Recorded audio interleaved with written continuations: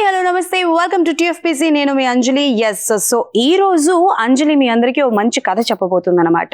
So అనగనగా ఉత్తరప్రదేశ్, మీ అందరికి idea ఉండే ఉంటుంది కదా. సో పంజాబ్ అండ్ చంబల్ ఇలాంటి ప్లేస్లోని మాన్సింగ్ అనే ఒక వ్యక్తి ఉండే అనమాట. ఈ మాన్సింగ్ అనే కంటే ఆయన ముందు డాకు మాన్సింగ్ అని అయితే పిలిచేవారు. ఈ డాకు అని అంటే ఏంటి అని అంటే డకాయట్స్ అనమాట. సో దొంగతనం చేసే వాళ్ళందరినీ అటుపక్క వాళ్ళందరూ డాకు అని పిలుస్తుండేవారు. అయితే ఈ డాకు మాన్సింగ్ గురించి నీకెలా తెలుసు అని అంటే, మన బాలీవుడ్ బిగ్ స్టార్ మన అమితాబ్ బచ్చన్ గారు చాలా ఇంటర్వ్యూస్లో చెప్తుండేవారు అనమాట. ఆయన చిన్నతనంలో ఉండేటప్పుడు ఈ పంజాబ్ అండ్ అలాగే చంబల్ ప్రదేశంలో డాకు మాన్సింగ్ గురించి అందరూ చెప్పేవారనట. అండ్ ఆ కథలు అని విని ఈయనకి చాలా భయం వేసేదనమాట. సో అంటే అంత భయంకరంగా ఉండేవి ఆయన కథలు అన్నట్టు అనమాట.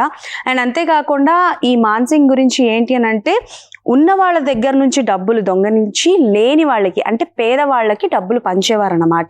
సో ఈ డాకు మాన్సింగ్ అన్న కథ చాలా డిఫరెంట్గా ఉంటుంది. అండ్ ఉత్తరప్రదేశ్లోని మాకు సంబంధం లేదు, కానీ ఈ డాకు మాన్సింగ్ అన్న అతను చాలా పాపులర్.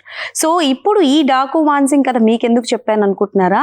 సో చాలామంది ఏమనుకుంటున్నారంటే, ఇప్పుడు ఈరోజు రిలీజ్ అయిన ఈ టీజర్ ఏదైతే ఉందో ఆయనని ఇన్స్పైర్ చేసుకొని మా డైరెక్టర్ గారు ఈ సినిమా తీశారేమో అని అయితే అనుకుంటున్నారు.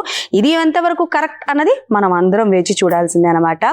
Yes, so I'm talking about Nandamuri Balakrishna గారు అండ్ అలానే బాబీ గారి కాంబినేషన్ లో రాబోతున్న డాకు మహారాజ్ సినిమా గురించి అనమాట. సో టీజర్ అయితే రిలీజ్ చేశారు. ఆయనకి రాజ్యం లేదు కానీ మహారాజ్ అంత తోడు అన్న టైప్లో ఒక డైలాగ్స్ అయితే రాసి మనకైతే ఆ టీజర్ని చూపించడం జరిగిందనమాట. అండ్ ఎస్, వీళ్ళిద్దరు కాంబినేషన్లో మూవీ ఎప్పుడో రావాలి అండ్ ఒక క్రేజీ ప్రాజెక్ట్ రాబోతున్న సంగతి మనందరికీ తెలిసింది. బట్ ఈ ప్రాజెక్ట్ని లైక్ అప్డేట్స్ ఇప్పటివరకు ఇవ్వలేదని చెప్పి ఫ్యాన్స్ అందరూ డిసప్పాయింట్ అవ్వడం జరిగింది. అండ్ దీపావళికి రావాల్సిన అప్డేట్ కాస్త పోస్ట్ పోన్ అయిందనమాట. అండ్ ఈరోజు టైటిల్తో పాటు ఒక చిన్న టీజర్ని కూడా రిలీజ్ చేయడం జరిగిందనమాట. అదిరిపోయింది. అండ్ బాలకృష్ణ గారు నెవర్ ఎవర్ బిఫోర్గా కనిపించబోతున్నారు. అండ్ ఆయన డైలాగ్ డిక్షన్ అండ్ అలానే ఆయనకు ఒక డైలాగ్ కూడా ఇవ్వడం జరిగిందనమాట. సో ఆ డైలాగ్ అన్నది నాకు గుర్తు రావట్లేదు అనమాట.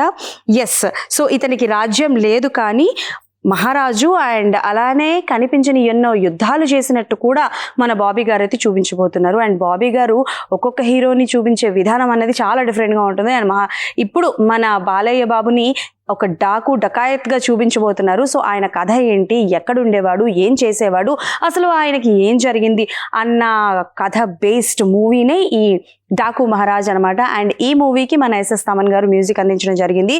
అండ్ ఇలా టీజర్ వచ్చిందో లేదో అలా మన బాలయ్య బాబు ఎంట్రీ ఇస్తూ ఉంటే, తమన్ గారి బీజిఎంని యాడ్ చేస్తూ ఉంటే ఉంది వేరే లెవెల్ అంతే. సో చాలా బాగుందనమాట.